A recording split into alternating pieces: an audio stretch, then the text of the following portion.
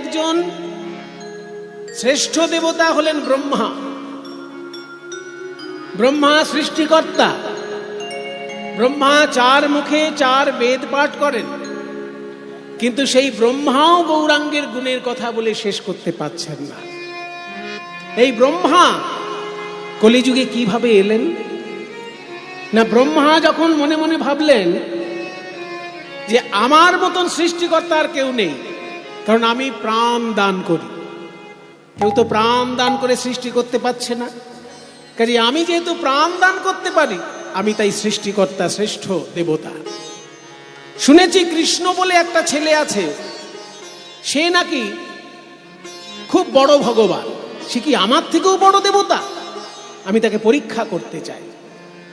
এই চিন্তা করে ব্রহ্মা বৃন্দাবনে একবার এলেন কৃষ্ণের লীলা পরীক্ষা করার জন্য। যে লোকে বলে কৃষ্ণ ভগবান, কৃষ্ণ ভগবান, কিন্তু আমার কাছে তো কৃষ্ণ একটা ছেলে মানুষ, বাচ্চা ছেলে কৃষ্ণ, ও ভগবান হবে কি করে? আরে বাবা, ভগবান হলে কি তার এই বদভ্যাসগুলো থাকে? বাড়িতে বাড়িতে মাখন চুরি করে খাওয়া, এটা কোনো ভগবানের লক্ষণ?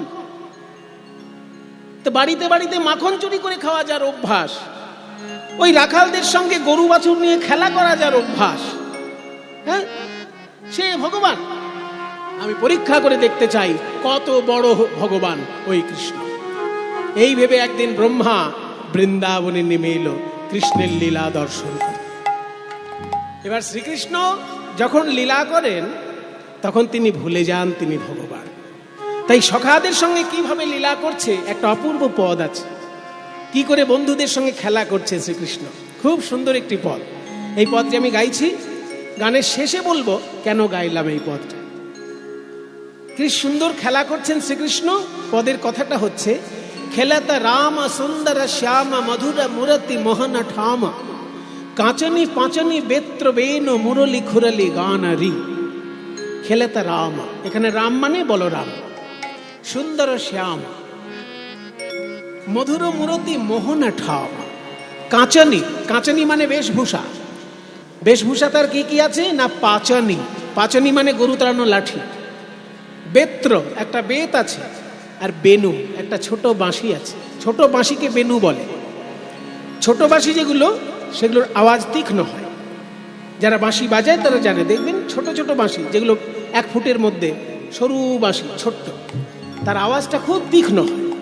আর যেগুলো মোটা বাঁশি বড়, সেগুলোর আওয়াজ গম্ভীর হয়। তা শ্রীকৃষ্ণের যেটা ছোট্ট বাঁশি তার নাম বেনু, আর যেটা মোটা এবং বড় বাঁশি তার নাম মুরলি। তাই বলছে কাচনি পাচনি বেত্র বেনু মুরলি খুরলি গানারি। আরে কি বা লোফাতালে কি বা খেল তোরা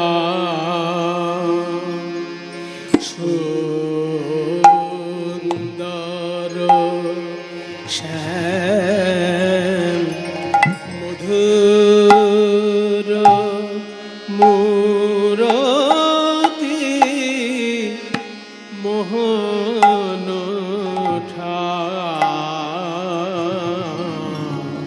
খেলা তোরা। দেখো দেখো কি আনন্দ, খেলা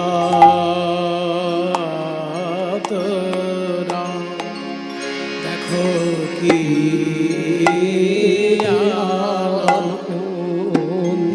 আজ যমুনার তীরে কি আনন্দ, আজ যমুনার তীরে কি আনন্দ।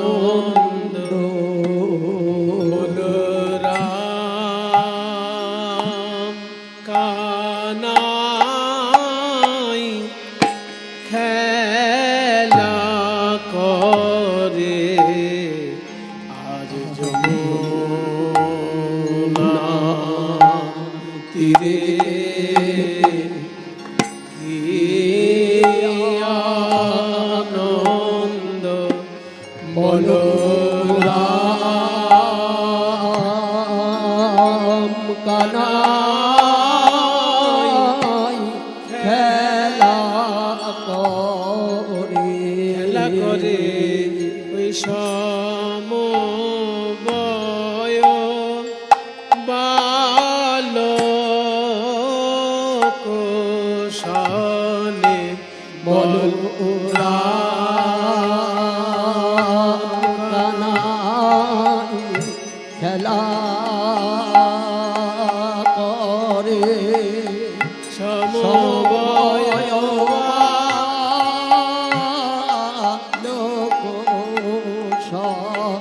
বলরাম ধি না ধি ধি ধি না ধি ধি ধি না ধি ধি না ধি ধি না ধি ধি না সমবয়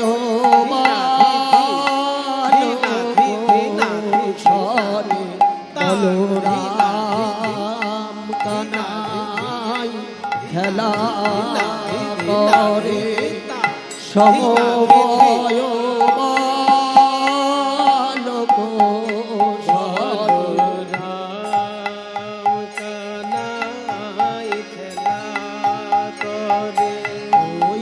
সমবয় বালক চৌগুন সনে ধা ধেনে ধেনে নাগে ধেনে ধেনে নাগে ধেনে ধেনে ধা ধেনে ধা ধেনে ধা ধেনে ধেনে নাগে ধেনে ধেনে নাগে ধেনে ধেনে ধা ধেনে ধেনে ধা ধেনে সমবয় বালক সনে কানাই খেলা করে ওই সমবয় বালক সনে সোয়ার যাই রে শোভাদার বলরাম কানাই খেলা বলি যাই রে শোভার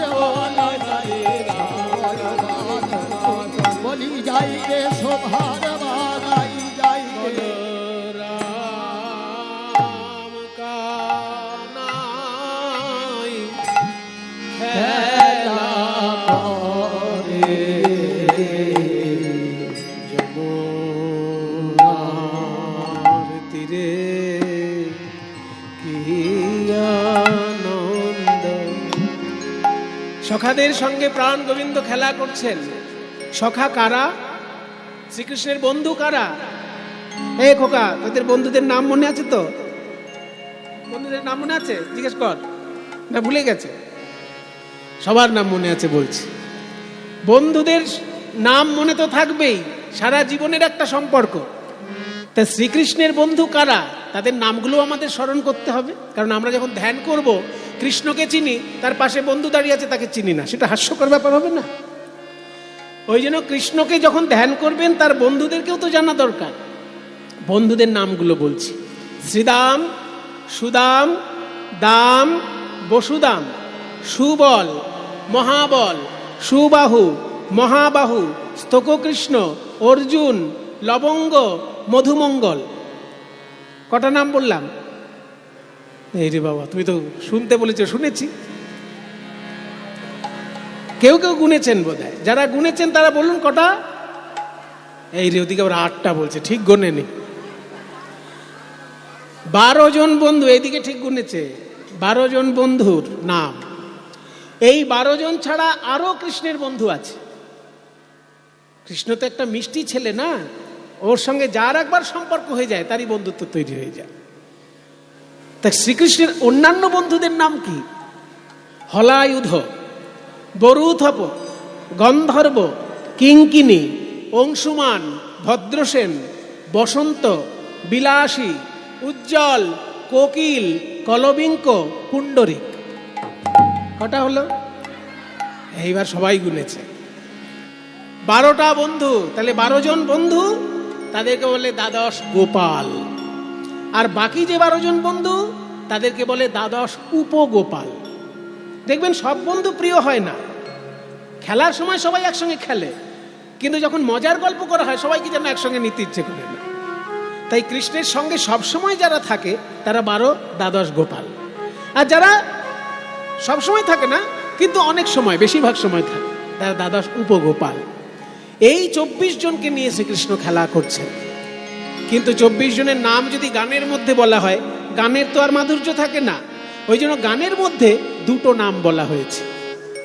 প্রিয় শ্রীদাম সুদাম মেলি, প্রিয় শ্রীদাম, প্রিয় শ্রীদাম, প্রিয় শ্রীদাম সুদাম মেলি।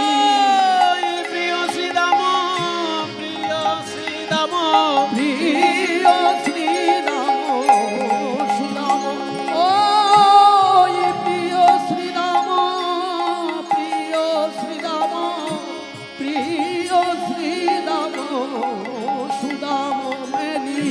তপন তনয়া তীরে গেলি, প্রিয় শ্রীরাম সুদাম মেলি, তপন তনয়া তীরে গেলি।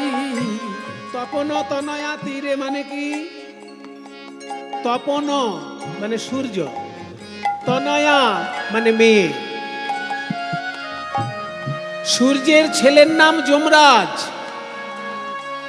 সূর্যের ছেলের নাম যম, আর সূর্যের মেয়ের নাম যমুনা। তাই যমুনার তীরে না বলে বলছে তপন তনয়া তীরে। কেন বাবা এত ঘুরিয়ে ফিরিয়ে বলার দরকার? যমুনার তীরে বললে তো আমরা বুঝে যেতাম। ওই তপন তনয়া তীরে বললে বুঝবে সাধারণ মানুষ যমুনার তীরে বলছে। বলে শোনো, যমুনার তীরে বললে পরে কোনো অলংকার হলো না, কিন্তু তপন তনয়া তীরে এটা বলাতে তিনটে শব্দ যার শুরুতে ত, এটাকে বলে অনুপ্রাস অলংকার। এটা একটা সাহিত্যিক সৌন্দর্য তৈরি হয়েছে শব্দ প্রয়োগ। তপন তনয়া তীরে বললে অনুপ্রাস অলংকার হলো, কিন্তু যমুনার তীরে বললে অনুপ্রাস অলংকার হলো না। তপন তনয়া তীরে গেলি, প্রিয় শ্রীরাম সুদাম মেলি, তপন তনয়া তীরে গেলি। শ্যামলি শ্যামলি আওরি আওরি, ধবলি শ্যামলি আওরি আওরি, পুকারি চলতে কানরি, ফুকারি চলত কানরি, কিবা ফুকারি চলত ধেনুর নাম লয়ে পুকারি, ধেনুর নাম লোরে, ফুকারি ধেনুর নাম লোরে, ফুকারি চলত কানরি।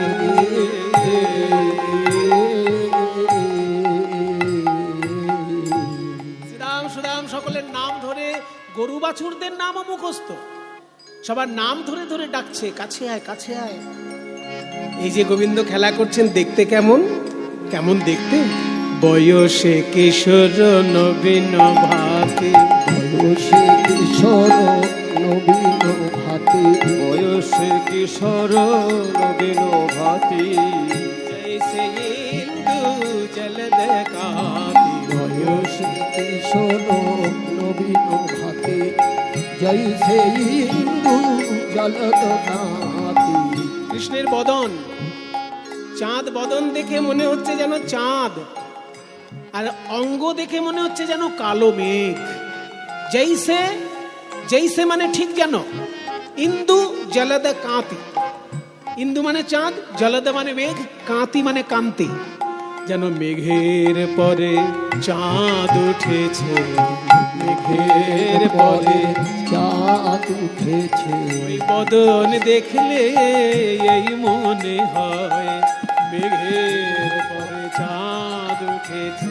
ওই বদন দেখলে এই মনে হয় মেঘের পরে চাঁদ উঠেছে, বদন দেখলে এই মনে হয় মেঘের পরে চাঁদ উঠেছে। চারু চন্দ্রিকা গুঞ্জাহার, চারু চন্দ্রিকা গুঞ্জাহার, চারু চন্দ্রিকা গুঞ্জাহার, আহা মরি আহা মরি শোভারে, চারু চন্দ্রিকা গুঞ্জাহার, চারু চন্দ্রিকা গুঞ্জাহার। বদনে মদন ভানরে, বা বদনে মদন ভানুরি,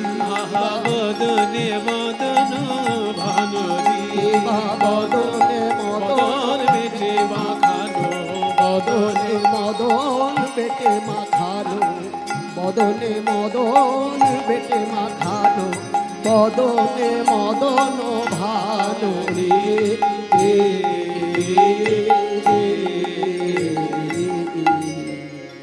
মিষ্টি দেখতে ভগবান, কিন্তু যিনি দেখতে এসেছেন তিনি তো শুষ্ক, তিনি তো রসিক নন, তিনি এসেছেন ভগবানকে পরীক্ষা করতে।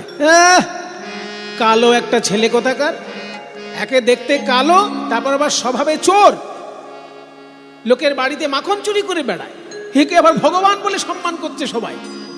আমি ব্রহ্মা, আমি পরীক্ষা করে দেখব ও কত বড় ভগবান। কিন্তু পদ যিনি লিখেছেন বলছে যিনি খেলা করছেন রাখালদের সঙ্গে তিনি কে জানো? রাখাল সেজে থাকলেও তিনি রাখাল নন। যেমন ভারতবর্ষের যিনি রাষ্ট্রপতি, তার যদি কখনো ইচ্ছা হয় আমি একটু অভিনয় করব, এবার যিনি নাটকের ডিরেক্টর তিনি বলছেন দেখুন আপনি যে অভিনয় করবেন আমি যে পার্ট দেবো, যে অভিনয় করতে বলবো সেই চরিত্রেই কিন্তু অভিনয় করতে হবে, আপনি বলতে পারবেন না যে আমি হিরো হব বা হিরোইন হব। বলছে হ্যাঁ রে বাবা, আমার একটা অভিনয়ের চরিত্র একটা পেলেই হলো, আমি একটু নাটক করতে চাই। তখন যদি তিনি চাকর সেজে নাটক করেন তা তিনি কি চাকর হয়ে গেলেন? অভিনয় যতক্ষণ করছেন ততক্ষণ তিনি চাকর। ভারতের রাষ্ট্রপতি যিনি, তার যদি চাকর সেজে অভিনয় করার ইচ্ছা হয় তাতে যেমন সে চাকর হয়ে যায় না, সে তার অভিনয় রস আস্বাদন করার জন্য চাকর হয়েছে মাত্র, কিন্তু তিনি সারা ভারতবর্ষের মাথার মণি। ঠিক তেমনি যিনি গোয়ালা সেজে রাখালদের সঙ্গে খেলা করছেন উনি রাখাল সেজেছেন মাত্র, উনি কে জানো? আগম নিগম বেদ সার, আগম নিগম বেদ সার, আগম নিগম, আগম নিগম, আগম নিগম বেদ, আগম নিগম, আগম নিগম, আগম নিগম বেদ সার। আগম নিগম বেদ। সনাতন শাস্ত্র তিন ভাগে প্রধানত বিভক্ত, আগম নিগম বেদ। আগম কাকে বলে না? আগতং শিব বক্তৃভ্য গতং চ গিরিজা শ্রুতৌ। যে শাস্ত্র শিবের মুখ থেকে বেরিয়েছে, মা দুর্গার কানে প্রবেশ করেছে, সেটা হলো আগম শাস্ত্র। সাধারণ লোক যাকে তন্ত্র শাস্ত্র বলে জানে, সেটা আগম শাস্ত্র। শিবের মুখ থেকে এসেছে, মা দুর্গার কানে প্রবেশ করেছে। আর যে শাস্ত্র ব্রহ্মার মুখ থেকে বেরিয়ে নারদের কানে প্রবেশ করেছে, যেমন 18 পুরাণ, স্মৃতি শাস্ত্র, এগুলো ব্রহ্মার মুখ থেকে বেরিয়ে নারদের কানে প্রবেশ করেছে, তাকে বলে নিগম শাস্ত্র। আর বেদ হলো মুনি ঋষি যখন ঈশ্বরকে চিন্তা করতে করতে স্বয়ং ঈশ্বর মন্ত্ররূপে যখন মুনি ঋষির হৃদয়ে আবির্ভূত হয়েছেন, তাকে বলে বেদ। কাজে শিবের শাস্ত্র আগম, ব্রহ্মার শাস্ত্র নিগম, আর ঋষিগণের যে শাস্ত্র সাক্ষাৎ ঈশ্বর মন্ত্ররূপে অবতীর্ণ, তাকে বলে বেদ। এই 3 রকমের শাস্ত্রের যিনি সার তত্ত্ব, তিনিই আজকে রাখাল বেশে লীলা করছেন। আগম নিগম বেদ ওই আগম নিগম, আগম নিগম, আগম নিগম বেদ সার। লীলায় করত গোঠ বিহার, আগম নিগম বেদ সার, লীলাই করত গোঠ বিহার। এইবার আপনাদেরকে বলবো গানটি কেন শুনতে বলেছিলাম। বলেছিলাম না গানের শেষে বলবো, এই সেই পদটি এবার শেষ হবে। এত সুন্দর পদ, পদের ভাষা শুনে মনে হচ্ছে গোবিন্দ দাসের লেখা বোধহয়, কিংবা চণ্ডীদাস বিদ্যাপতির লেখা হবে, কিন্তু এত সুন্দর পদ যিনি লিখেছেন বাংলার বুকে, তিনি একজন মুসলমান কবি। আশ্চর্য আমাদের বাংলার সাধনা, আশ্চর্য আমার ভারতবর্ষের সাধনা, যেখানে হিন্দু, মুসলমান, শিখ, খ্রিস্টান সবাই মিলেমিশে সাহিত্য সাধনা করেছে। কিছু কিছু সন্ত্রাসবাদী ধান্দাবাজি লোক, কিছু কিছু ধান্দাবাজ বদমাইশ সন্ত্রাসবাদী, তারা মানুষের মধ্যে ভেদাভেদ সৃষ্টি করে। কিন্তু আমার ভারতবর্ষের মুনি ঋষিগণ সারা পৃথিবীতে শুনিয়েছেন শান্তির বাণী, আমার ভারতবর্ষের মুনি ঋষিগণ পৃথিবীকে বলেছেন, শৃণ্বন্তু বিশ্বে অমৃতস্য পুত্রাঃ, হে পৃথিবীর মানুষ তোমরা শোনো, তোমরা সবাই অমৃতের সন্তান, তোমরা সবাই অমৃতের সন্তান। আরো ভারতবর্ষের মুনি ঋষিগণ বলেছেন, অয়ং নিজ পরবেতি গণনা লঘু চেতসাম উদার চরিতানান্তু বসুধৈব কুটুম্বকম। সব মুনি ঋষির বাণী বলছে, এটা আমার ওটা অন্যের, এই চিন্তা নিয়ে যারা থাকে তাদের চিন্তা ভাবনা খুব সংকীর্ণ। অয়ং নিজ পর বা ইতি পরবেতি, মানে এটা আমার ওটা অন্যের, এই আমার তোমার ভেদাভেদ যার থাকে তার বুদ্ধিটা সংকীর্ণ। উদার চরিত্র যারা, উদার চরিতানান্ত বসুধৈব কুটুম্বকম, সারা পৃথিবীটাই তার কাছে আত্মীয় স্বরূপ। এই হলো আমার ভারতবর্ষের মুনি ঋষির বাণী। তাই দেখুন মুসলমান হয়ে কি সুন্দর পদাবলী রচনা করেছে। আজকে তো কোটি কোটি মুসলমান আছে ভারতবর্ষে, এত সুন্দর পদাবলী আর কি কেউ লিখছে? কারণ বিদেশি সন্ত্রাসবাদীদের কাছ থেকে তারা সন্ত্রাসের শিক্ষা পাচ্ছে, তারা নজরুল ইসলামের কাছে সাহিত্যের শিক্ষা নিচ্ছে না। এটাই হচ্ছে এখন আমাদের দুর্ভাগ্য, যে বিদেশির কাছ থেকে সন্ত্রাসবাদের শিক্ষা নিচ্ছে ভারতের মুসলমান, কিন্তু ভারতবর্ষের মুসলমান, বাঙালি মুসলমান নজরুল ইসলামের কাছে শিক্ষা নিচ্ছে না, কবির সাহেবের কাছে শিক্ষা নিচ্ছে না। কবিরের শিক্ষা, নজরুল ইসলামের শিক্ষা যদি মুসলমান সমাজ গ্রহণ করে, সেদিনকে শান্তির পরিবেশ সারা পৃথিবী আমাদেরকে দেখে শিখবে। এই তো তার জলজান্ত উদাহরণ। এত সুন্দর কৃষ্ণলীলার পদ, শ্রীকৃষ্ণ খেলা করছেন সখাদের সঙ্গে, অথচ লেখক মুসলমান। লেখকের নাম নাসির মাহমুদ। নাসির মাহমুদ করো তয়াস, নাসির মাহমুদ করো তয়াস, আমায় চরণ ছাড়া করো না প্রভু। নাসির মাহমুদ আমায় চরণ ছাড়া করো না প্রভু, আমি ওই চরণে শরণ নিলাম। আমায় চরণ ছাড়া করো না প্রভু, নাসির মাহমুদ করো তয়াস। মায়েরা, কীর্তন গানের একটা রীতি আছে, যখন পদকর্তার নাম মুখে বলা হবে তখন গায়ক শ্রোতা সবাই তাকে প্রণাম করবে। এই গানের লেখক মুসলমান, কিন্তু তবু আমরা তাকে প্রণাম করব, কারণ তিনি কৃষ্ণের লীলার পদাবলী রচনা করেছেন। তিনি শ্রীদাম সুদামের সঙ্গে কৃষ্ণের খেলার বর্ণনা করেছেন। তাই নাসির মাহমুদের নাম শুনলেও কিন্তু আমরা সবাই প্রণাম করব। নাসির মাহমুদ করো তয়াস, নাসির মাহমুদ করো তয়াস, চরণে শরণ দান কিবা চরণে শরণ দান, আহা চরণে আমি শরণ নিলাম, চরণে আমি শরণ নিলাম, চরণে আমি শরণ দিলাম, চরণে শরণ দান রে।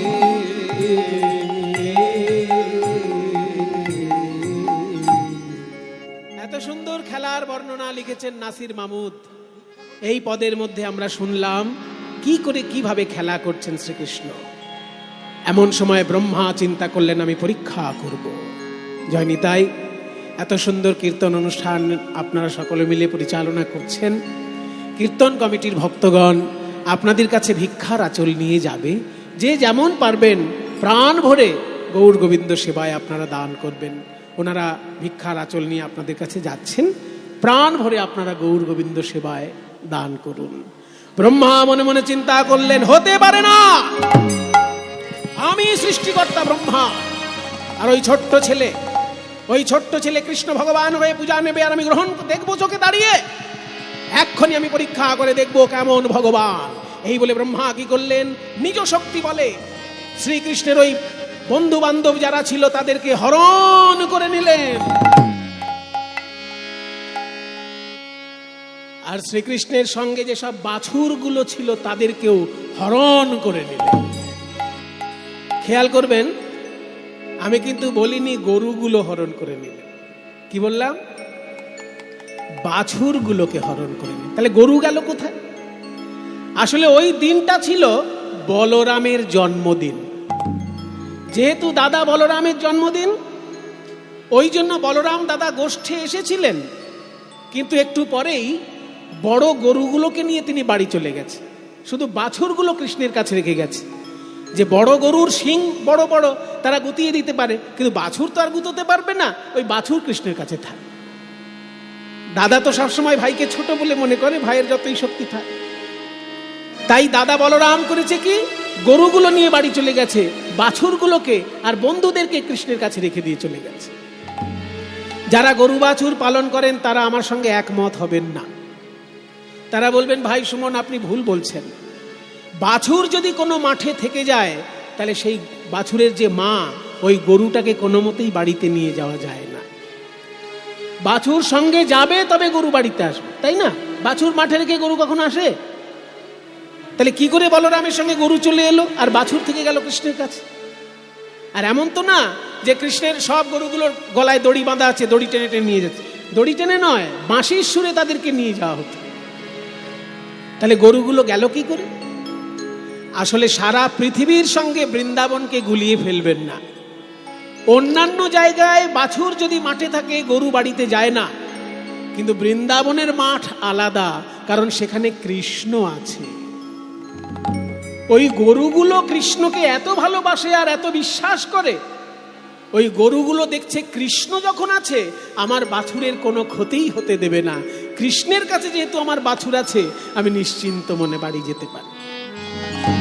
তাই কৃষ্ণের উপর ভরসা করে সব বাছুরগুলো রেখে গরু চলে গেছে বাড়ি, আর বলরামও চলে গেছে বাড়ি। কৃষ্ণের সঙ্গে শুধু বন্ধুরা আছে আর বাছুরগুলো আছে। তাই বলরাম যখন হরণ করলেন বাছুর, আর ওই শ্রীরাম সুদাম, কৃষ্ণ অবাক হয়ে গেলেন। শ্রীরাম শ্রীরাম রে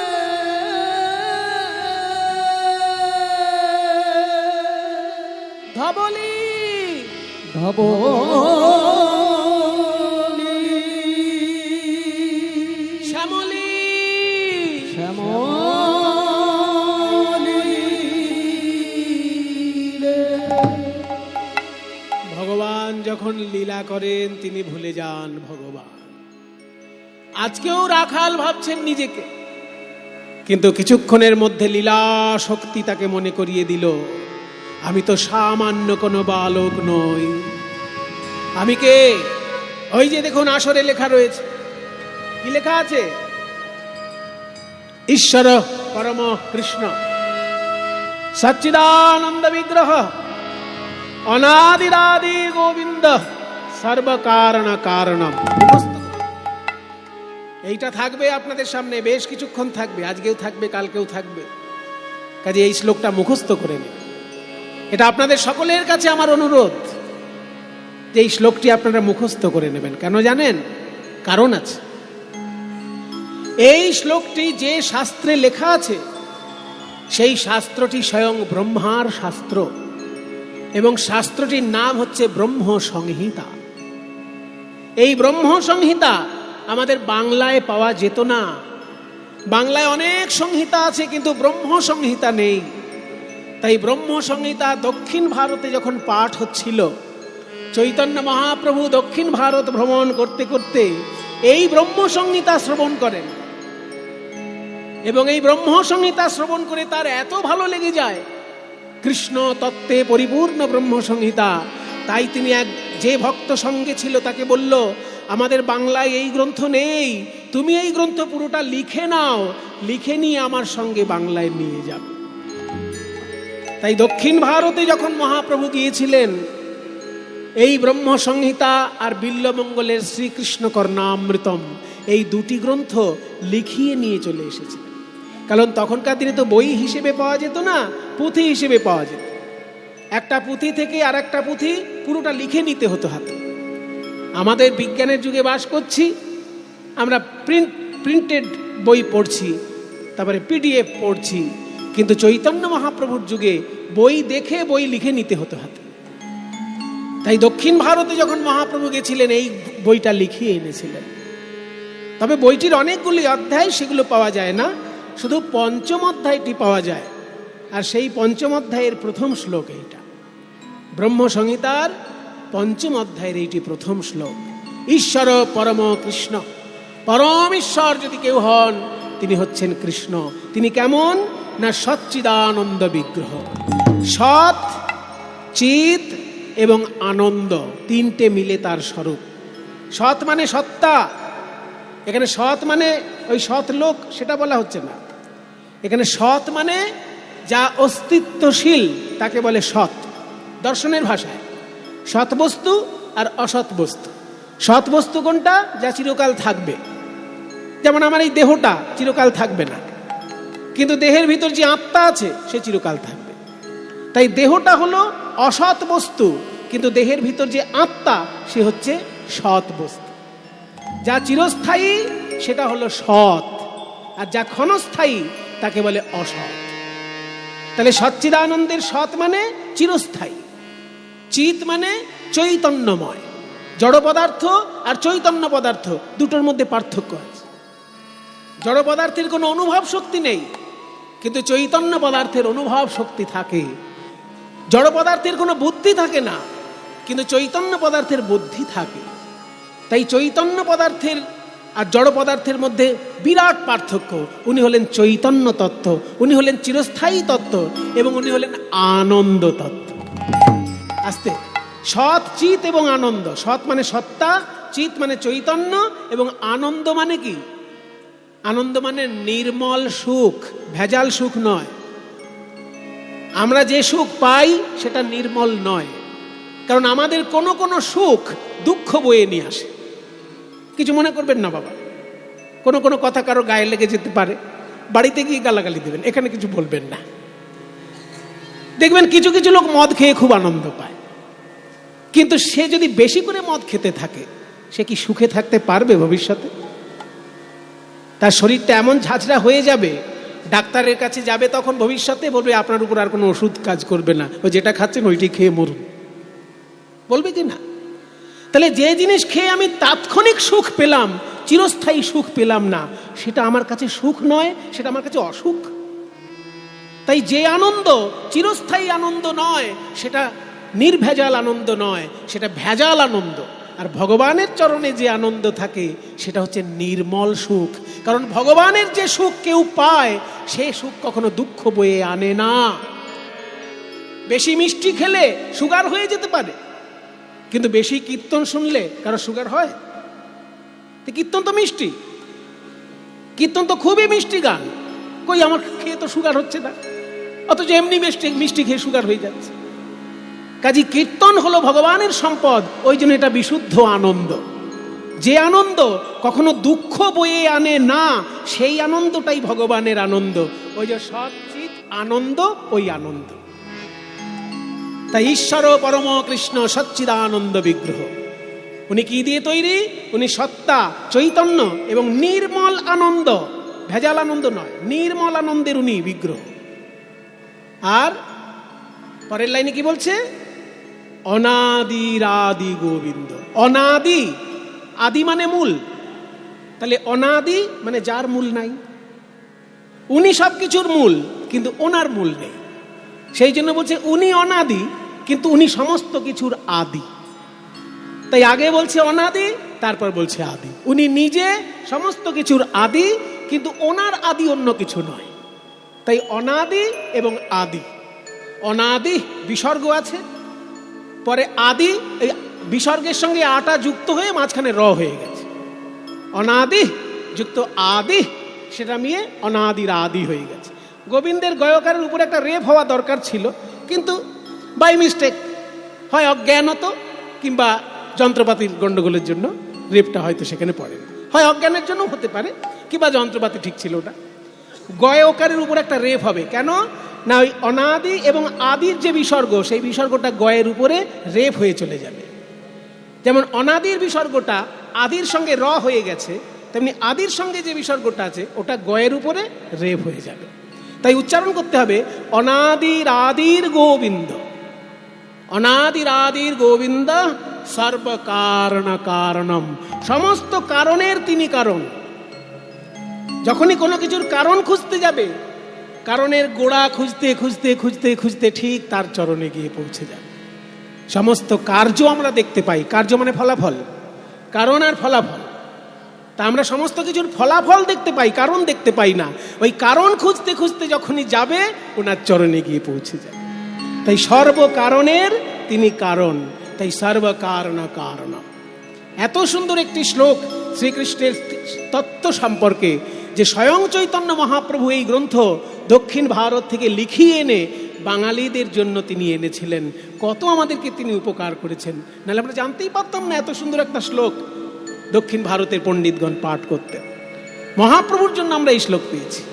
তাই যারা যারা এখানে দেখছেন আসরে শ্লোকটি লেখা আছে, মুখস্থ করেন, কারণ কৃষ্ণ তত্ত্বের সার সংক্ষেপ শ্লোক এটি।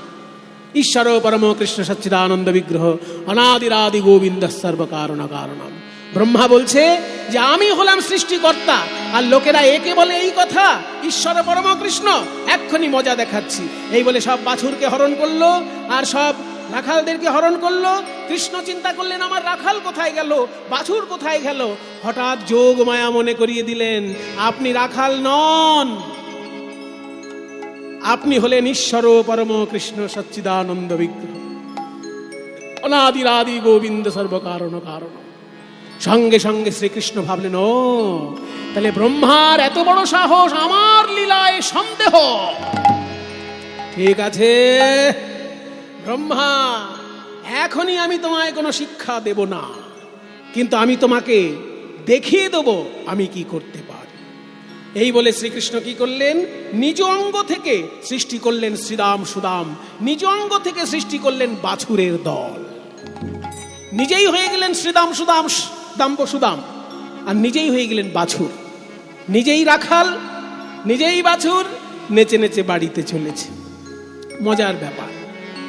ওদিকে কি কাণ্ড ঘটলো জানেন, শ্রীদাম সুদামের মায়েরা কৃষ্ণকে এত ভালোবাসে যে নিজের ছেলেকে আগে কোলে না নিয়ে কৃষ্ণকে আগে কোলে নেয়। কেন না, কৃষ্ণকে খুব ভালোবাসে তো, আর কৃষ্ণকে তো সারা রাত্রি যশোদা আদর করতে পারবে, আমরা তো আর সারা রাত্রি কৃষ্ণকে আদর করতে পারবো না, ওই জন্য আগে আমরা একটু আদর করে নিই, তারপর যশোদা নিই। তাই বাড়িতে যখন কৃষ্ণ আগে আসে, শ্রীদাম সুদামের মায়েরা নিজের ছেলেকে পরে কোলে নেয়, আগে কৃষ্ণকে কোলে নেয়।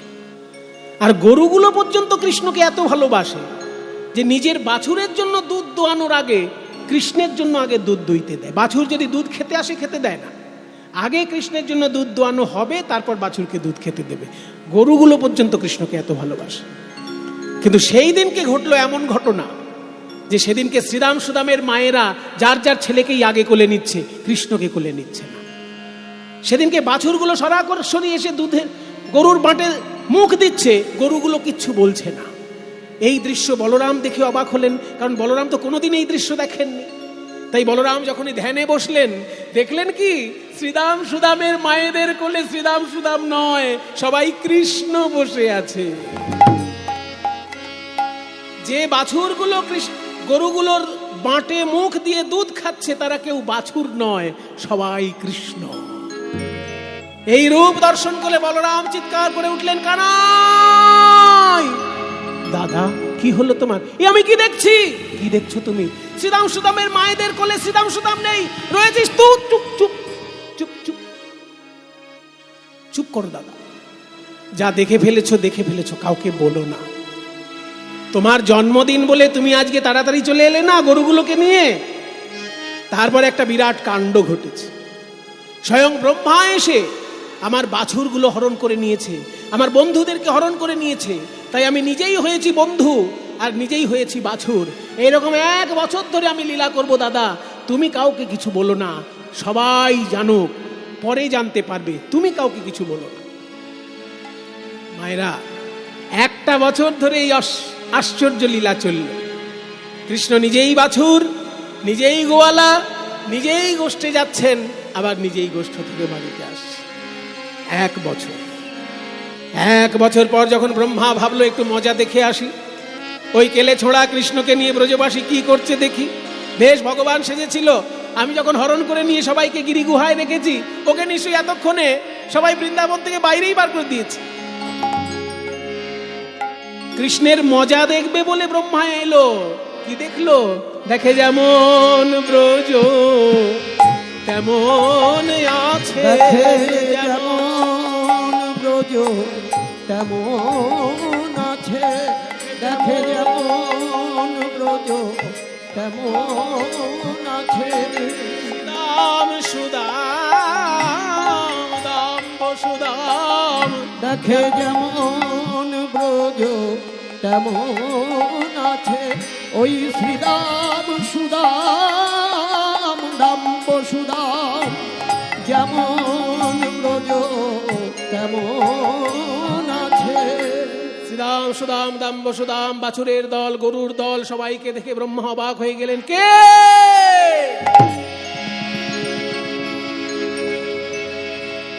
কে ওদেরকে প্রাণ দান করলো? আমি ব্রহ্মা, আমি সৃষ্টিকর্তা। আমি ছাড়া বিশ্ব ব্রহ্মাণ্ডে কেউ তো প্রাণ দান করতে পারে না। তবে এই বাছুরকে সৃষ্টি করলো কে? এই রাখালদেরকে সৃষ্টি করলো কে?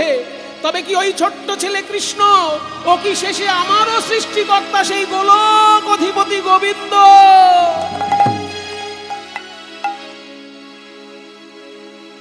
নিজের ভুল বুঝতে পেরে ব্রহ্মা ছুটে এসে গোবিন্দের দুটি রাঙা চরণে আছাড় খেয়ে পড়লেন। হে ভগবান,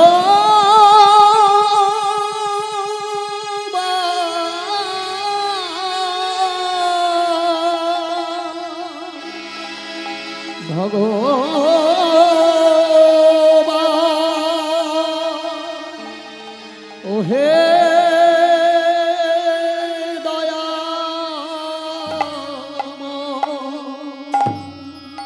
হে ভক্তগণ, এই মানব জাতির পিতা বলা হয় মনুকে। দনুর পুত্র যেমন দানব, তেমনি মনুর পুত্র মানব। তাই মনু রাজার পুত্র হচ্ছে মানব জাতি, আর মনুর পিতা হচ্ছেন ব্রহ্মা। তাই ব্রহ্মাকে বলা হয় মানব জাতির পিতামহ। আমাদের সকলের পিতামহ বলা হয় ব্রহ্মাকে। সেই ব্রহ্মা আজ গোবিন্দ চরণে আছাড় খেয়ে পড়ে স্তব পাঠ করছেন। সবাই মিলে একটু হাত জোড় করুন। আমরাও আজকে ব্রহ্মার শ্রী গোবিন্দের চরণে ব্রহ্মা স্তব পাঠ করছেন, কৃষ্ণ স্তব আমরা একটু শুনি। এই শ্লোকটা দিয়েই স্তব শুরু করব। ওম কৃষ্ণায় বাসুদেবায় হরহি পরমাত্মনে প্রণত ক্লেশনাশায় গোবিন্দায় নমো নমঃ। ওম ईश्वर परम कृष्ण सच्चिदानंद विग्रह अनादिरादिर्गोविंदः सर्वकारण कारणम् अथापि ते देव पदाम्बुजद्वय प्रसादलेशानुगृहीत एव हि जानाति तत्त्वं भगवन् महिम्नः न चान्य कोऽपि चिरां विचिन्वन् श्यामं हिरण्यपरिधिं वनमाल्यवरः धातु प्रवाल नटवेशमनुव्रतांशे विन्यस्तहस्तमितरेण धुनानमव्यं कर्णोद्बलालककपोलमुखाव्यहासं बरहापीडं नटवरवपुः कर्णयोः कर्णिकारं बिभ्रद्वासकनककपीशं वैजयन्तीं च मालाम् गन्धानुवेणोरधरसुधया पूरयन् गोपवृन्दैः वृन्दारण्यं स्वपदरमणं प्राविशद्गीतकीर्तिः दीपातिरेव हि दशान्तरमभ्युपेत्य दीपायते विवृतिहेतुसमानधर्मा यस्तादेव च हि विष्णुतया विभाति गोविन्दमादिपुरुषं तमहं भजामि। गोविन्दमादिपुरुषं तमहं भजामि। गोविन्दमादिपुरुषं तमहं भजामि।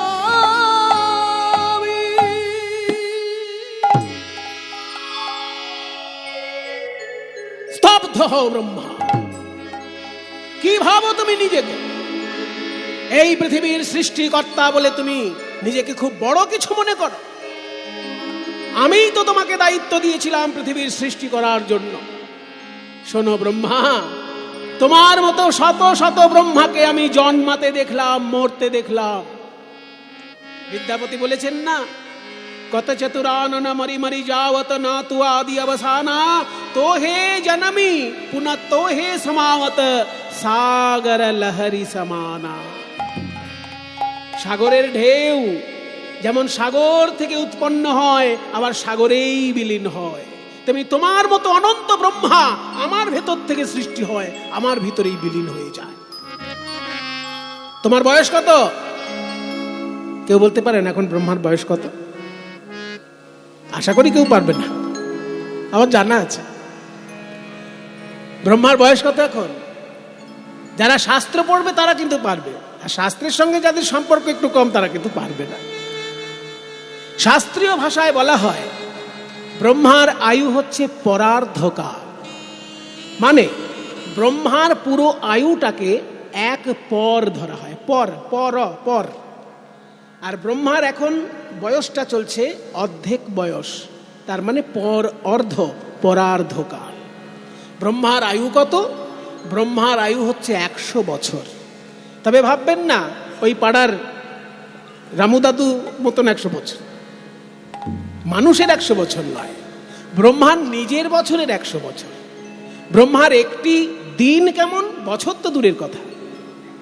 ব্রহ্মার বছর কিন্তু 365 দিনে নয়, ব্রহ্মার বছরে 12টি মাস, আর প্রত্যেকটি মাসে 30টা করে দিন।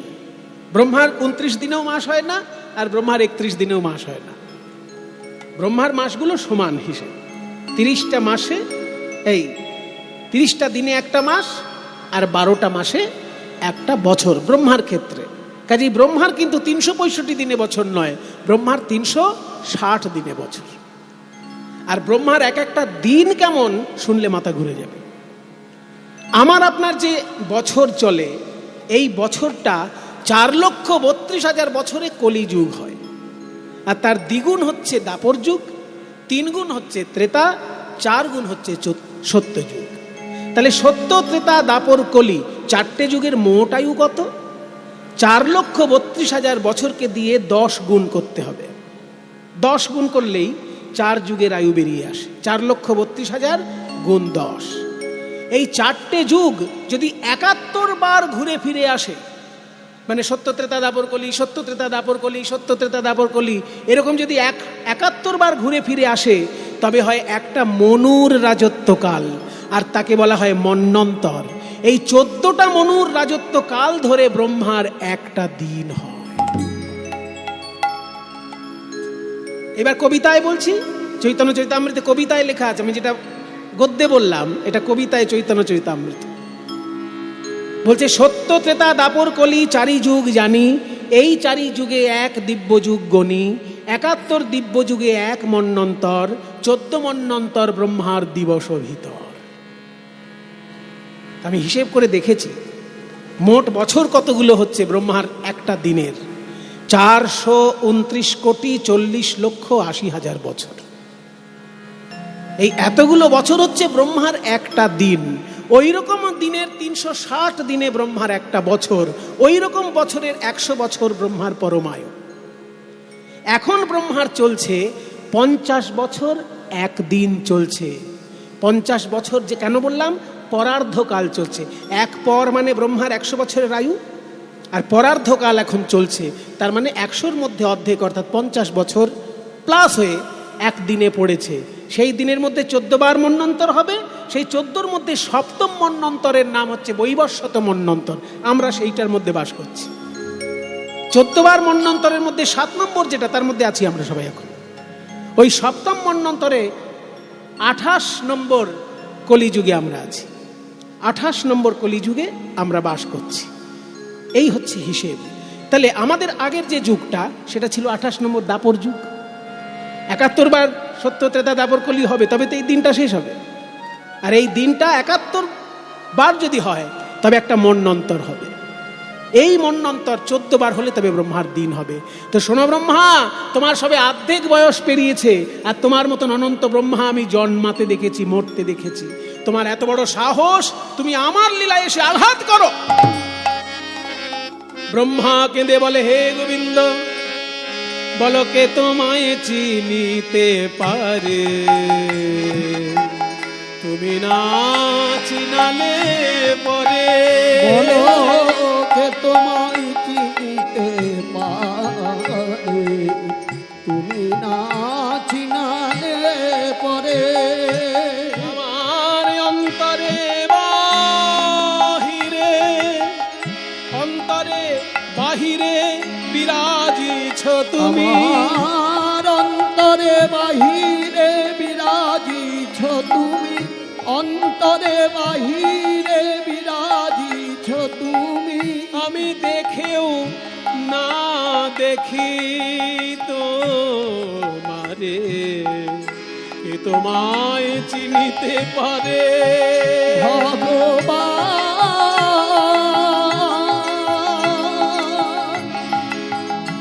ওহে দয়াময়, ওহে কৃপাময়। শোনো ব্রহ্মা, यद यदाचरति श्रेष्ठस्तत्तदेवेतरो जनाः सा यत् प्रमाणं कुरुते लोकस्तदनुवर्तते। বড় মানুষ যে আচরণ করে সাধারণ মানুষ তাকে অনুসরণ করে। তুমি হলে সৃষ্টিকর্তা, তুমি যদি অন্যায় করো সমস্ত জীব অন্যায় করবে, তাই তোমার অন্যায়ের শাস্তি তোমায় পেতেই হবে। আমি তোমায় শাস্তি দিতে চাই। ব্রহ্মাকে দে বলে, হে গোবিন্দ, আমি আপনাকে চিনতে পারি নাই, আপনার লীলায় আমি আঘাত করেছি, যে শাস্তি আমায় দেবেন দিন। কিন্তু একটাই প্রার্থনা আপনার চরণে, আপনি যেন আমাকে চরণ ছাড়া করবেন না।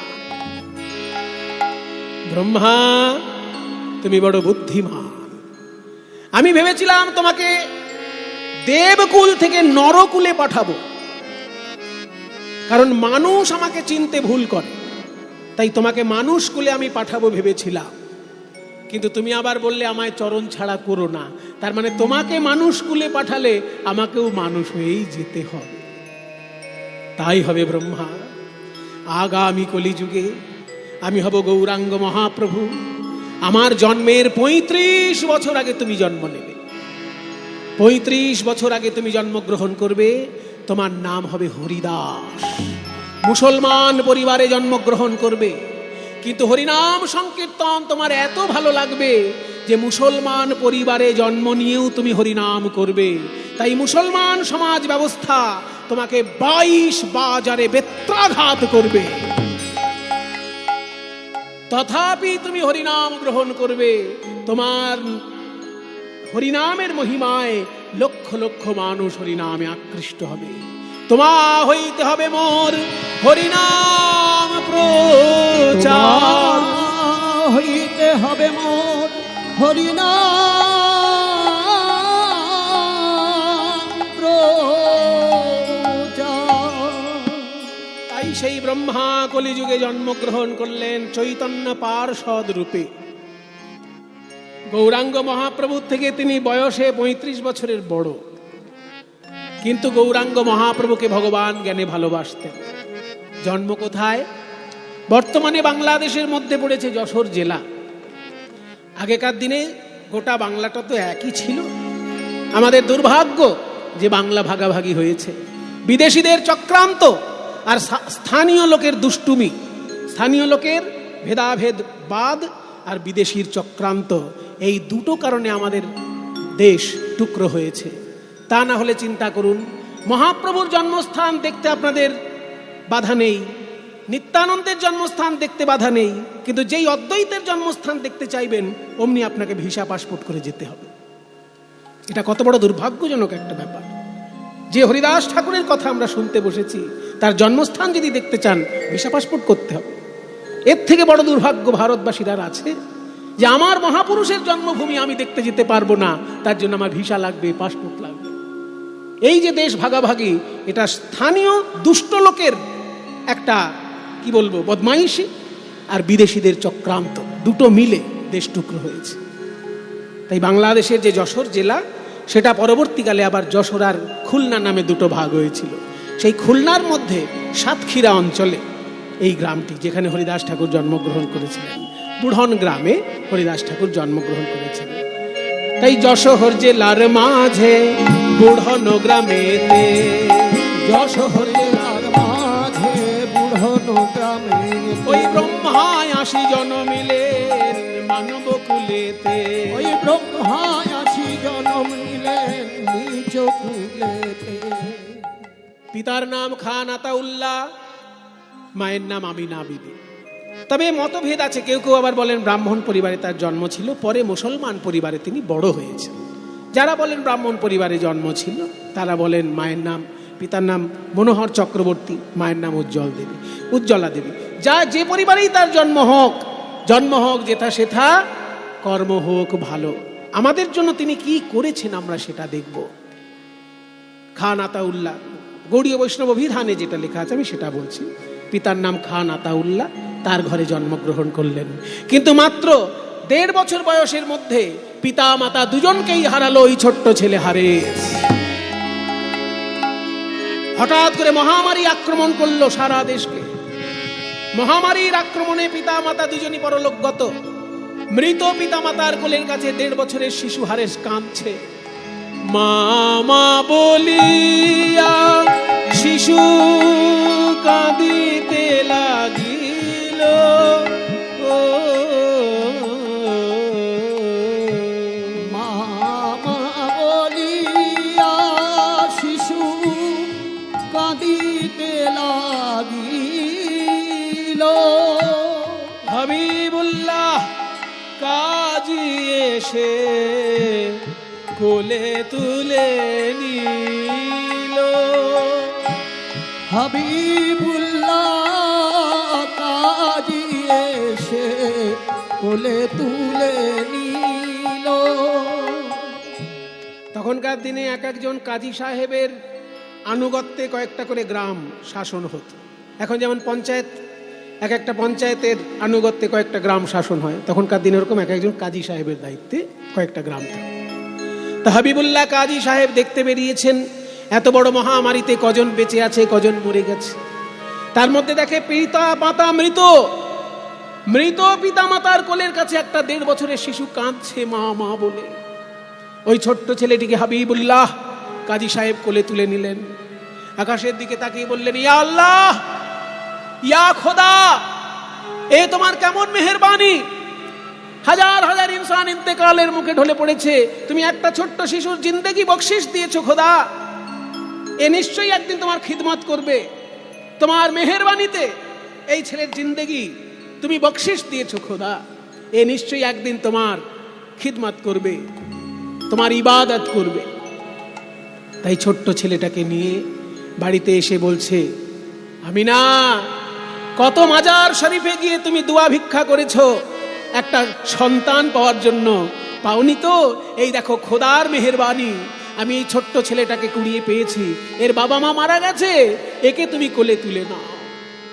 ফাতেমা বিবির কোলে সমর্পণ করি। ফাতেমা বিবির কোলে সমর্পণ করি। ফাতেমা বিবি ছোট্ট ছেলেটাকে কোলে পেয়ে খোদার মেহেরবানি মনে করে তাকে বড় করতে লাগলেন। নাম রাখা হলো হারিস। হারিস যখন একটু বড় হয়েছে, কিসে যেন সুরে তার মন টানে। পাড়ায় যখন কোথাও কীর্তন গান হয়, হরিনাম হয়, ওই হারিস গিয়ে সবার সামনে বসে থাকে। কীর্তন গানের আসরে যখন কীর্তন হচ্ছে, ছোট্ট ছেলে হারিস গিয়ে সবার সামনে বসে আছে।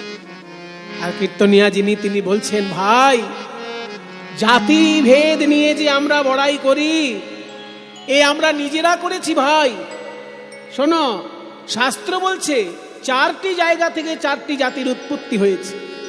ভগবানের মুখ থেকে ব্রাহ্মণের সৃষ্টি, ভগবানের বাহু থেকে ক্ষত্রিয়ের সৃষ্টি, ভগবানের উরু থেকে বৈশ্যের সৃষ্টি, আর চরণ থেকে শূদ্রের সৃষ্টি। কিন্তু গোটাটাই তো ভগবানের শরীর, তাই মানুষের মধ্যে কোনো ভেদাভেদ নেই। সবারই জন্ম ভগবানের শ্রী অঙ্গ থেকে, তাই নিজেদের মধ্যে ভেদাভেদ করো না ভাই।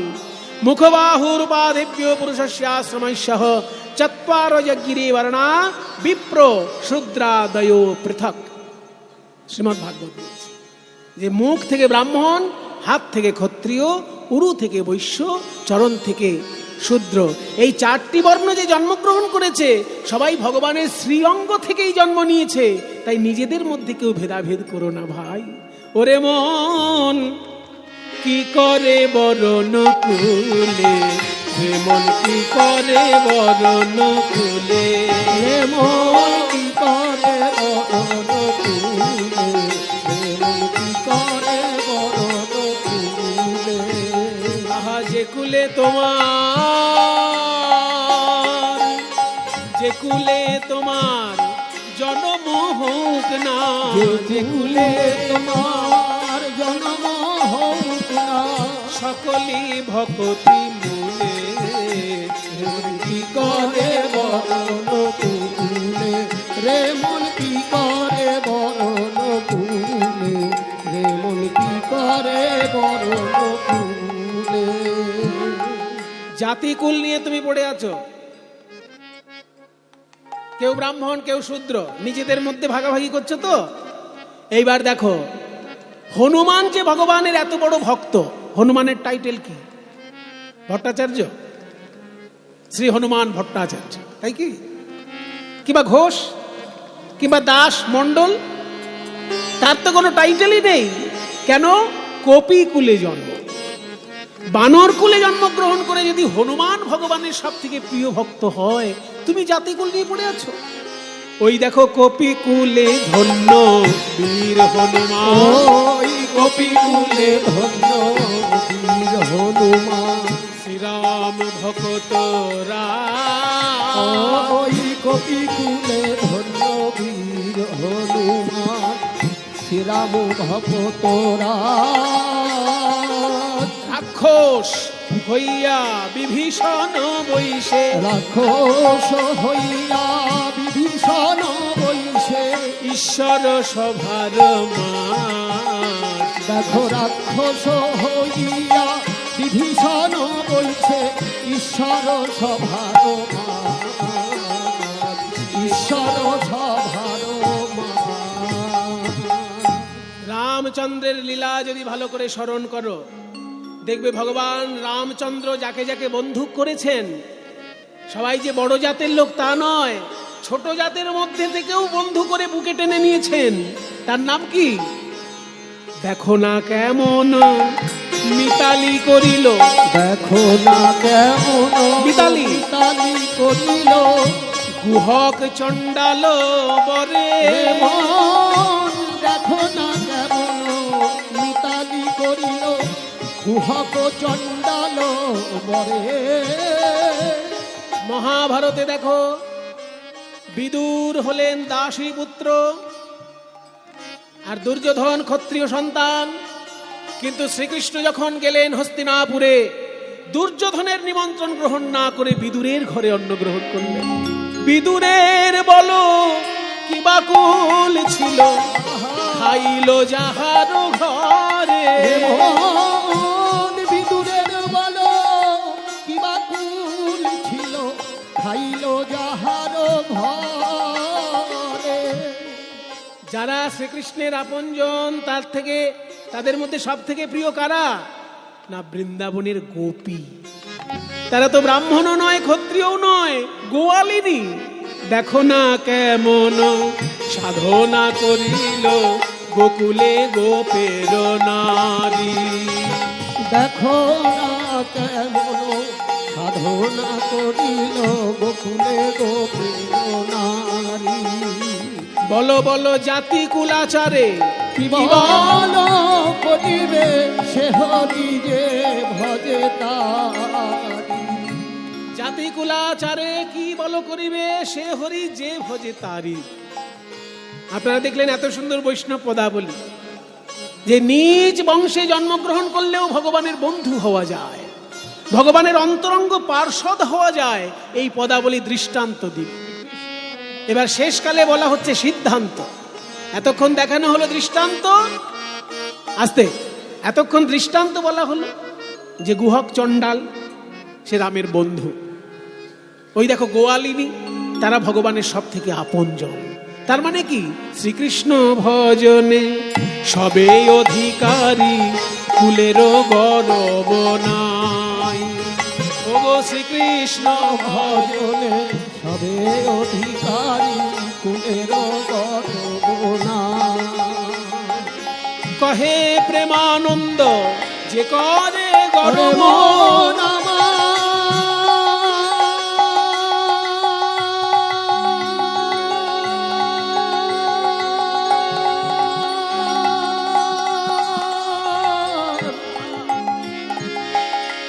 ওরে মন আমার,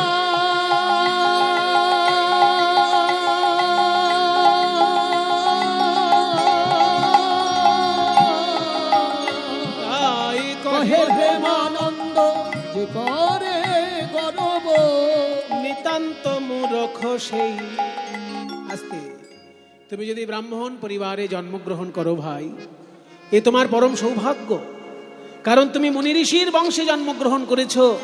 যে মুনি ঋষি পৃথিবীর বুকে প্রথম শুনিয়েছেন ঈশ্বরের বাণী, প্রথম শুনিয়েছেন সত্য দর্শন, সেই মুনি ঋষির বংশে তুমি জন্মগ্রহণ করেছ। ছোটবেলা থেকে তুমি সৎ সংস্কারে বড় হয়েছ। কিন্তু তা বলে যদি তুমি অহংকার করে ফেললে ভাই, তাহলে সব মাটি হয়ে গেল। বৈষ্ণব আন্দোলন বাংলার বুকে এনেছে কি জানেন? ব্রাহ্মণের মর্যাদা, ব্রাহ্মণের অহংকার থেকে ব্রাহ্মণকে নিচে নামিয়ে এনেছে, আর নিচ কুলকে দিয়েছে ব্রাহ্মণের মর্যাদা। এই হচ্ছে বৈষ্ণব আন্দোলন। দেখুন, 6 গোস্বামীর মধ্যে 5 জন ব্রাহ্মণ, 1 জন অব্রাহ্মণ। জয়রূপ সনাতন 6 গোস্বামীর নাম কি মুখস্থ আছে তো? এগুলো থাকা দরকার সবার। এই বাচ্চারাও মনে করে মুখস্থ কর। এগুলো এনারা আমাদের আচার্য। 6 জন গোস্বামীর নাম কি? এই দেখো, জয়রূপ সনাতন ভট্ট রঘুনাথ, শ্রীজীব গোপাল ভট্ট দাস রঘুনাথ। আবার বলছি, জয়রূপ, জয়টা বাদ দাও, রূপ থেকে শুরু নাম, বা শ্রীরূপ বলতে পারো। শ্রীরূপ সনাতন ভট্ট রঘুনাথ, শ্রীজীব গোপাল ভট্ট দাস রঘুনাথ। এই 6 গোসাইয়ের করি চরণবন্দন, যাহা হইতে বিঘ্ন নাশ অভীষ্ট পূরণ। তাহলে এই যে 6 জন গোস্বামী, তাদের মধ্যে প্রথম 5 জন ব্রাহ্মণ, কিন্তু শেষজন রঘুনাথ দাস, তিনি তো ব্রাহ্মণ নন। কিন্তু তার কোনো মর্যাদা কম কি? 6 গোস্বামীর আসনে যখন পুজো করবেন, ওই একজনের আসন কি সরিয়ে রেখে পুজো করবেন? কখনোই না। 5 জন গোস্বামী যে মর্যাদা পাবেন, রঘুনাথ দাসও সেই মর্যাদাই পাবেন। তাই বাংলার বৈষ্ণব ধর্ম দিয়েছে পৃথিবীকে শিক্ষা যে ব্রাহ্মণ, তুমি সৎ সংস্কার নিয়ে জন্মগ্রহণ করেছো, এটা তোমার ভাগ্য ভালো, কিন্তু তাই নিয়ে তুমি যেন অহংকার করো না ভাই। তাই ব্রাহ্মণের থাকবে পবিত্রতার হৃদয়ে। ওই যে চৈতন্যদেব বলেছিলেন না, যে সহজে পবিত্র হয় ব্রাহ্মণের হৃদয়। ওই যে সেই অমোঘ, এইসব ঘটনাগুলো মনে পড়ে যায় কথা প্রসঙ্গে। অমোঘ বলে একজন ছিল পুরীধামে, সে মহাপ্রভুকে খুব হিংসে করত। তো মহাপ্রভুকে হিংসে করতে বললে তার একবার এমন ভয়ঙ্কর রোগ হলো, শেষকালে মহাপ্রভু এসেই কৃপা করে তাকে রোগ সারিয়ে দিয়েছিলেন। তখন শিক্ষা দিয়েছিলেন যে ভাই, তুমি তো ব্রাহ্মণ সন্তান, তো তোমার ভিতরে হিংসা বৃত্তিটা এলো কি করে? সহজে পবিত্র হয় ব্রাহ্মণের হৃদয়, কৃষ্ণ ভক্তির অনুকূল স্থান সেহ হয়। পরম মাৎসর্য চণ্ডাল কেন তাহা বসাইলে, পরম পবিত্র স্থান অপবিত্র কইলে। তোমার ব্রাহ্মণের হৃদয় হচ্ছে কৃষ্ণ ভক্তির জন্য অনুকূল, কারণ তুমি ছোটবেলায় গায়ত্রী মন্ত্র পেয়ে গেছো। ছোটবেলায় তুমি গায়ত্রী মন্ত্র পেয়ে গেছো, পৈতে করিয়েছে তোমার বাবা। পৈতে করিয়েছে মানে কি?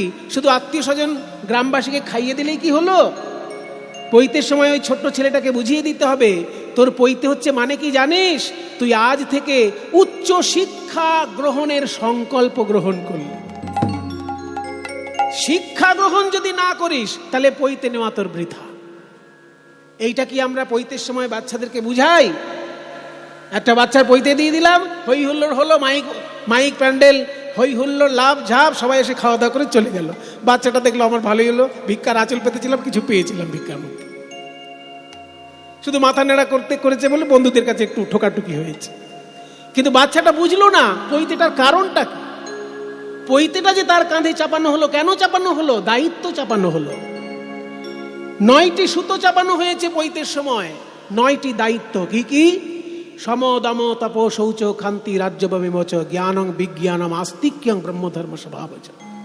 শ্রীমদ্ ভগবদ গীতা 18 নম্বর অধ্যায়, মিলে নিন আমার কথা। শ্রীমদ্ ভগবদ গীতা খুলে দেখবেন 18 নম্বর অধ্যায়ে আছে এই 9টি গুণ তাকে অর্জন করতে হবে সারা জীবন। এই 9টি গুণ অর্জন করার জন্য যে সংকল্প গ্রহণ, সেইটাই হচ্ছে পৈতে। যে আমার ভিতরে যেন সম থাকে। সম মানে অন্তরিন্দ্রিয় সংযম, দম মানে বহিরিন্দ্রিয় সংযম, তপ মানে তপস্যা, রাত্রি জেগে পড়াশোনা করতে হবে। আমি পৈতে কাঁধে নিয়েছি অথচ পড়াশোনা করতে ভালো লাগে না, তাহলে তুমি পৈতেটা কাঁধে নিলে কেন? তোমার এখানেই তো বেকার জীবন। তপস্যা যদি তুমি না করো তাহলে তুমি 9টা গুণের মধ্যে একটা তো হলো না। রাত জেগে পড়াশোনা, এটা তপস্যা। সবাই ঘুমাবে, সবাই মোবাইল ঘাঁটবে, তুমি মোবাইল ঘাঁটবে না, পড়াশোনা করবে, তবে তো তুমি তপস্যা করবে। মুনি ঋষির বংশধর তুমি। সম দম তপ, তপ মানে তপস্যা। শৌচ মানে পবিত্রতা। সবাই নোংরা থাকতে পারে, তুমি নোংরা থাকলে চলবে না, কারণ তোমার কাঁধে পৈতে আছে। সম দম তপ শৌচ, শৌচ মানে পবিত্রতা। ক্ষান্তি মানে ক্ষমা। আর্জবম মানে সরলতা। জ্ঞানম মানে পড়াশোনা করে জ্ঞান অর্জন। বিজ্ঞানম মানে জ্ঞান, পড়াশোনার ঊর্ধ্বে যে জ্ঞান, সেই জ্ঞান অর্জন। বিজ্ঞানম বিশেষ রূপে জ্ঞান, যেটা পড়াশোনা করে হয় না, ধ্যানের মাধ্যমে হতে পারে, দিব্য জ্ঞান, সেইটা অর্জন করতে হবে। তাহলে বিজ্ঞানম আস্তিক্যম মানে বিশ্বাস। এই 9টি জিনিস তোমাকে সারা জীবন অর্জন করতে হবে, এই জন্য তোমার কাঁধে পৈতেটা দেওয়া হয়েছে। তাহলে তুমি যদি সেই পরিবারে জন্মগ্রহণ করো সেটা তোমার ভাগ্য ভালো, কিন্তু তা বলে তুমি অহংকার করো না ভাই। যদি অহংকার করে ফেলেছো, মাটিতে মিশে গেল তোমার সব সাধনা। তাই বৈষ্ণব ধর্ম দিয়েছে ব্রাহ্মণকে দীনতা, আর অব্রাহ্মণকে দিয়েছে ব্রাহ্মণের পবিত্রতা এবং মর্যাদা। তার উদাহরণ রঘুনাথ দাস গোস্বামী। 5 জন ব্রাহ্মণ যে আসনে পুজো পাচ্ছেন, রঘুনাথ দাসও সেই আসনেই পূজা পাচ্ছেন। ব্রাহ্মণের মর্যাদা পেয়েছে অব্রাহ্মণ। এই তো বৈষ্ণব ধর্ম। তাই কহে প্রেমানন্দে যে করে গর্ব, কহে প্রেমানন্দে যে করে গর্বে নিতান্ত মূরখ সে, নানা জাতি কুলের বিচার নাই ভাই। জাতি কুলের বিচার নাই ভাই। ওই কৃষ্ণ ভজন করতে গেলে জাতি কুলের বিচার নাই ভাই।